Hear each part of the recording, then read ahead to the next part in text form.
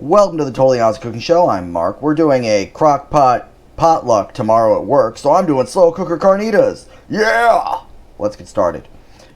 The first thing you're going to need is a 4-pound boneless pork shoulder. I couldn't find that, so I got approximately 4 or 5 pounds of boneless pork shoulder here, all told, separately. And I'm going to start by trimming the skin off.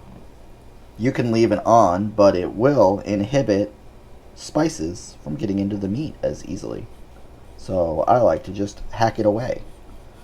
You might even be able to get it off all in one piece if you have a very sharp knife. Try to avoid doing what I just did and cutting into the meat itself. You want a good layer of fat if you can get it. Forgive yourself if you shave it too closely in some places. It'll be fine. If you've got more than one, don't forget to do the other one too. Then we're going to hack it up a little bit, not all the way, just enough that the meat will be permeated by the spices and it might cook a little faster. If you notice any bones along the way, trim around them. It's supposed to be boneless, but you never know.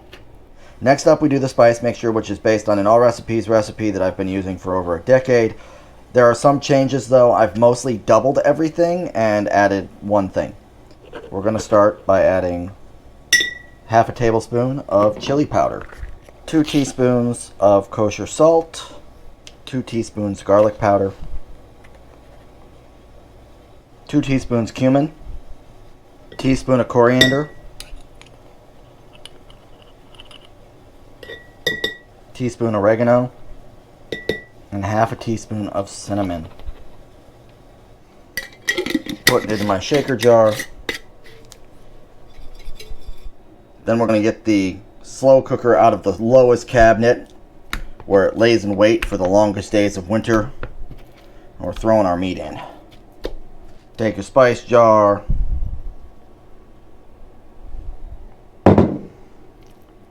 Now, normally I'd wear gloves for something like this just because you don't want to steal all of the spice from the meat. But that's okay. Just, move it around. You don't have gloves, that's fine. Most home cooks don't. I didn't for a long time. Now, the idea is to get as much of the rub onto the meat as you can. That's why it's a rub. But it's a slow cooker recipe. So that means we're mostly cooking with steam. And so you're going to wind up with a lot of this stuff mixing in at the end anyway.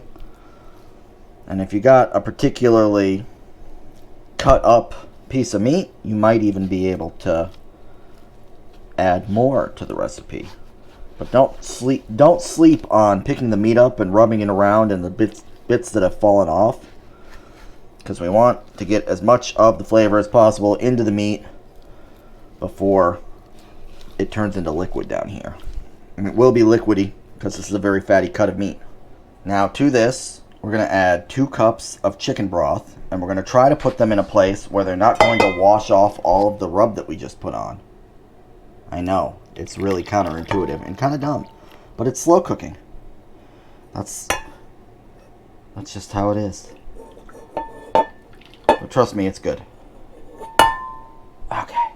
Now you're going to sneak in 2 bay leaves. Usually I use the biggest ones, so instead I'm just going to use a handful of little ones to make up for the fact that I'm doing it that way. There's a bunch of stuff you can do if you're feeling not lazy. You can use fresh garlic. You can add some oranges in. Whatever you want. But this is, the basics.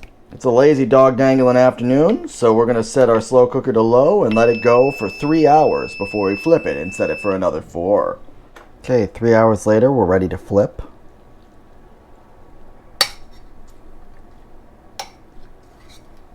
We're just turning everybody over. Then we're going to put it on high for 4 more hours.